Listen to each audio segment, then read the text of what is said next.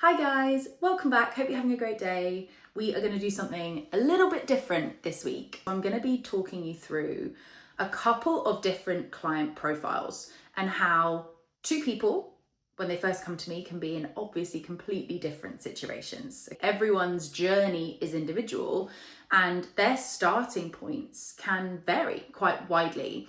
I wanted to talk through a little bit around how I approach these types of scenarios and how we set things up around training, nutrition, all of those sorts of things to get each one of those people closer to their goal. For anyone new here, I'm Em, I'm a body composition coach, and I work with women who train, who objectively know what the right things are to be doing, but for lots and lots of reasons, struggle with the strategy element. It's not just the what you should be doing, which on paper is regularly exercising, eating a balanced diet, right? Sounds simple, but it is so far from simple.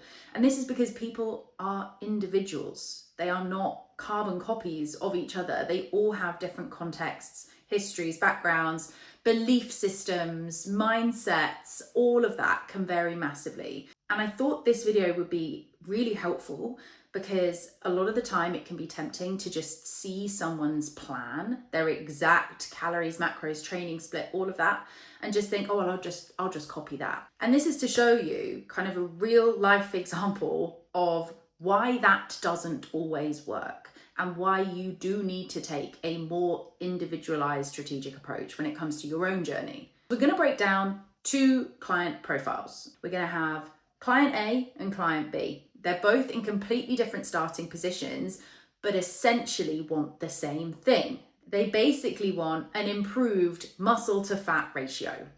But depending on where they start is going to depend on what phases we need to enter and what things we need to prioritize first and foremost. So let's dig in. We have client A. Let's call her Sarah. Now, Sarah is in a position where she could do with losing some body fat. It's probably the first pillar in our journey together. And this is not an aesthetic conversation, by the way. Maybe she's had some blood tests recently and levels aren't where her GP wants them to be. Maybe she's struggling to kind of get around and be as mobile as she was maybe 10 years ago. Maybe she's really tired all the time and sleep isn't something that fixes that. So for Sarah, losing some body fat is genuinely the most helpful thing we could be doing for her overall health and well-being at this stage. Now, as we know, fitness journeys are rarely as cut and dry as, hey, we need to lose some body fat, that's the priority. Here's a deficit calorie for you to stick to, and here's a little training program for you to follow. People are complex. There are nuances. There are things we need to consider. Again, in this scenario, Sarah has some habits that she knows about, she's aware of, and she wants to change. So Sarah often struggles with overeating, particularly in the evenings. She will be kind of good all day. Her main meals are objectively fine. She has a serving of protein in each. She likes fruits and vegetables, includes those in her diet. But around that kind of 8-9 o'clock, she sits on the sofa, something snaps, snacks come out, and finds herself overeating to the point of discomfort. She then feels quite guilty. She might skip breakfast the next day. It's kind of a cycle that she's recognized within herself. Now, this context is really important, and it's simply not something that a calorie calculator can account for. That's not what they're for. They are quite literally just taking your data and giving you a number based on a formula. But as part of onboarding in coaching, we'll want to capture all of this information because it really does inform how we then approach the next step. With Sarah, yes, firstly, we'll need a calorie deficit. But this is where the nuance comes in. Putting Sarah into an aggressive calorie deficit is not going to be a smart move. As someone with a history of undereating, overeating, that feeling of severe restriction is likely going to make it much, much harder for her to kick that binge restrict type habit that she currently has. So I'd likely be looking at around a 15% deficit for Sarah. And we'd also be looking at windows during the day where perhaps her gaps between meals are slightly too big as they stand. I would say for 90% of people that I work with, this tends to be between lunch and dinner. For some reason, we don't want to eat between lunch and dinner. We feel like because those are the main meals, those are the things that we need to be sticking to. So as an example, in this client profile, I would be making sure that that deficit allows for a structured mini meal, not a little snack bar, not a little apple, a mini meal with protein, carbs, and color at around that 3-4 o'clock mark, when most people find that hunger starts to come up after lunch and they try and just white knuckle their way all the way to dinner. I'd also be giving Sarah a protein target. It's really, really important when we're looking at fat loss, even if fat loss is the most important thing we can do for health, that we're doing so through a muscle-centric lens. We want to be picky about the type of weight we are losing.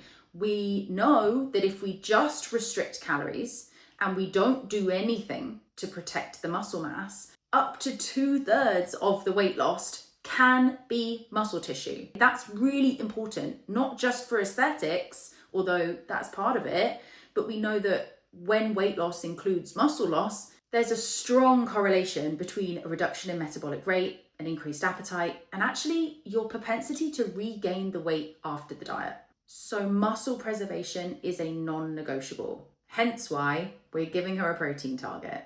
Now, in this case, we would be looking at a range of 1.6 to 2.2 grams of protein per kilo of goal body weight. For someone with a higher starting body weight, if we were to just take that sum, it could pop out at something crazy, like 180, 200 grams of protein a day, which is just not necessary. We think about the goal weight for Sarah, and we would give her a protein target around those boundaries. If she's someone who hits protein easily, I'd be working in the upper end. Why not? It helps to keep you full. It helps to preserve your muscle mass. A high protein diet, again, is going to be really helpful for avoiding that snacking, overeating in the evening. If she is someone who's currently struggling to get a decent level in throughout the day, then we'd start on that lower end and work our way up over time. As we say, muscle preservation is essential. We need the protein target, because if Sarah was to lose 8 kilos and 3 of those kilos were muscle mass, she hasn't really improved her body composition very much. She's just become a slightly smaller version of a person with the same problem that she had when she started. Then when we look at training for Sarah, this is where people often jump to give her loads of cardio, right? Just as much movement as we can get in, the better. When we think about exercise for fat loss, the only thing that exercise helps with is overall energy expenditure. So exercise doesn't make you better at burning fat, or there isn't a particular type of movement that burns fat. We're just thinking about energy expenditure, that puzzle, that piece of the puzzle. How can we increase her energy expenditure in order to make that deficit more effective? Instead, I'd be encouraging Sarah to train 3 to 4 times a week in the gym. We'd be looking at squatting, hinging, pushing, pulling, and some accessory work thrown in there too. We'd also give her a step count. And again, this depends on her starting point. If she is currently getting 3,000 steps a day, I have absolutely no business telling her to go out and walk 10,000. It's just not gonna happen without some drastic change to her life overnight. And she won't be able to stick to it. The best step goal is one that is increased based on what she's doing right now, that she can actually repeatably, predictably do every day. I usually start with about a 20% increase, see how that goes, adjust from there over time. And if she's currently doing 0 cardio, then I would suggest doing some for heart health, right? For overall health and well-being. But again, we'd be meeting her where she's at. So she's currently doing nothing. We could start by adding in, say, 15 minutes a week, something that is nice and steady state, to just get some work in building some aerobic capacity. And again, similar to the steps, we would build that over time based on how she's progressing, how it's impacting her hunger and her appetite, her recovery, all of those things. For Sarah, we'd probably be looking at giving her a dieting break every 6 to 8 weeks or so, just to allow for her to firstly practice a bit of time at maintenance, learn what maintenance really feels like, and to also just give her body a little bit of a breather, allowing it to kind of come up for air and recalibrate energy levels wise before heading back into a deficit. We would rinse and repeat that until we were at her goal weight. At that point, we would then be looking at maintenance and muscle growth. Now let's meet our second client, client B. Let's call her Jane. Jane does not have a lot of excess body fat. She might feel a little uncomfortable in her body. She might be a little more fluffy or soft than she would like. She might put herself in the camp of skinny fat, but she's someone who is no stranger to regular exercise and regular dieting. She already has a lot of history and background within that. Now, again, for the nuance, which there always is, Jane is the sort of person who struggles to take a rest day, who really doesn't feel comfortable having days where she does no exercise at all, who might add 15 minutes of abs onto her current workout plan because she doesn't feel like she got enough of a sweat on, or goes out for kind of a shakeout run on a Sunday morning and treats it as active recovery. These types of people really struggle to slow down. And when it comes to the dieting piece, it's often that there'll be some food fears and some kind of built-in beliefs around certain food types and generally the amount of food that she should be eating. Again, with that context, we're going to talk through what we do for Jane in order to, again, same goal, improve body composition. So you can probably already see how those two approaches are going to be entirely different. When we think about calories, Jane does not need a deficit. She does not have an excess body fat problem. Jane is under-muscled. In order to rectify that, it is a slower process. Muscle gain just does not happen as quickly as fat loss does, even if you do everything perfectly. First and foremost, we would be working out where Jane currently is right now in terms of her nutritional habits. What is the current level of calories that she is eating, and is weight remaining stable? Now, in these scenarios, we can often see that calories are objectively lower than I might imagine for someone who is as active as Jane and someone who currently has the physique that Jane has. And she may well be maintaining her weight on those calories. Let's say for the sake of this profile, she's eating on average around 1,600 calories a day and her weight is remaining stable. Understandably, Jane has thought, well, this is maintenance for me. When I eat more than that, I'll just gain weight. So I must stay at kind of that 1,600 mark in order to maintain this physique. It's just hard work for me to maintain. I have to eat this level of calories or else, right?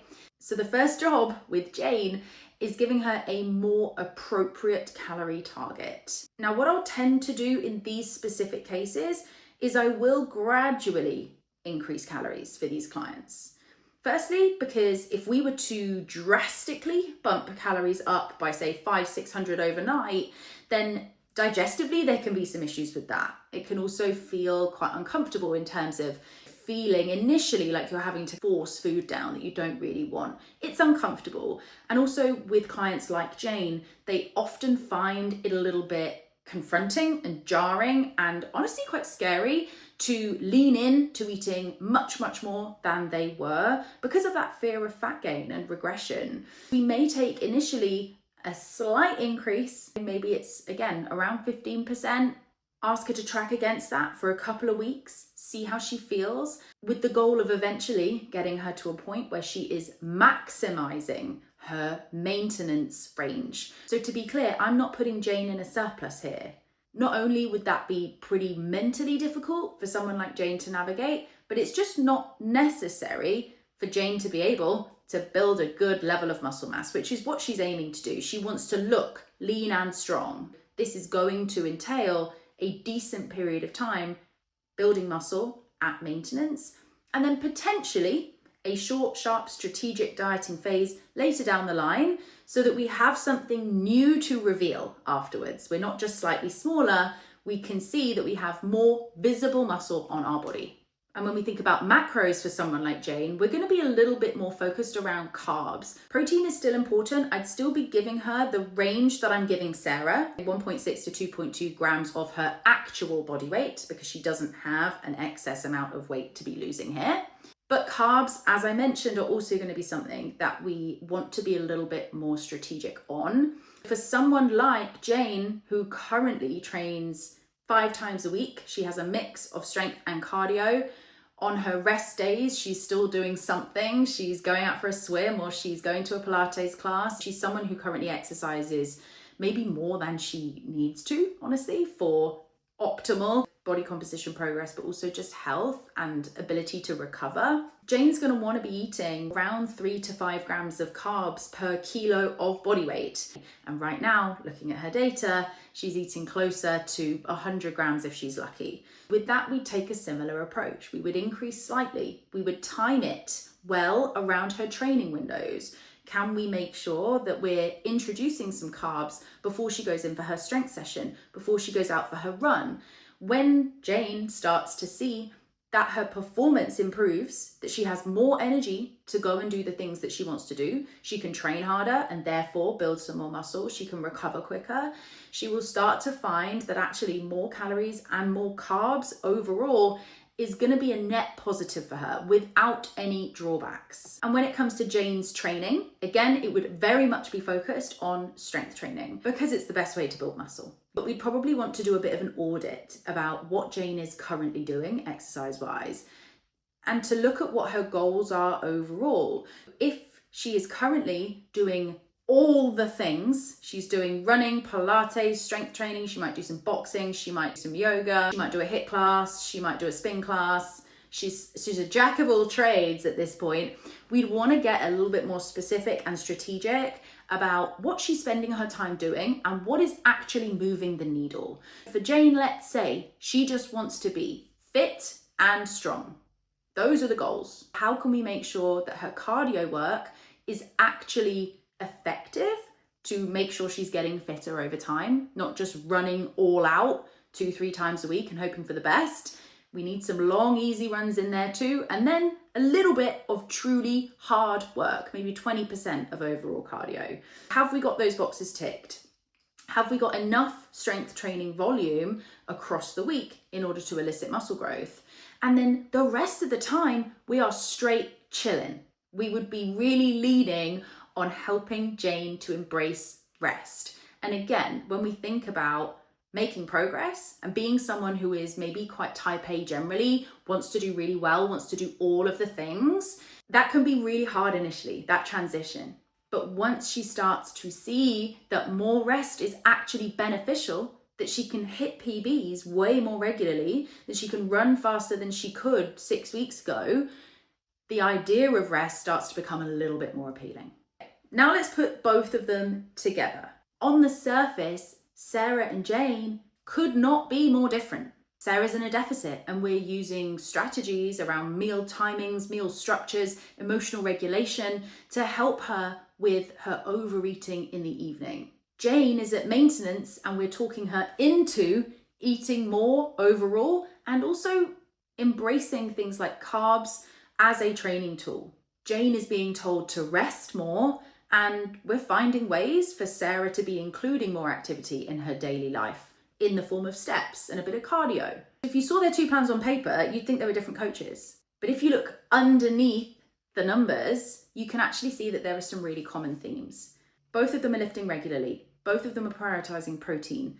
Both of them are challenging those internal beliefs that they have for the greater good. Both of them have plans that are focused on muscle, that are muscle centric, either maintaining it in a fat loss phase or building it at maintenance. And both of them are being taught to treat the data that we see along the way as just that, as data. Hopefully this gives you a bit of an insight into how the principles around improving body composition remain the same, but the application can be so different. That's what coaching is. That's why it differs from typing your stats into a calorie calculator.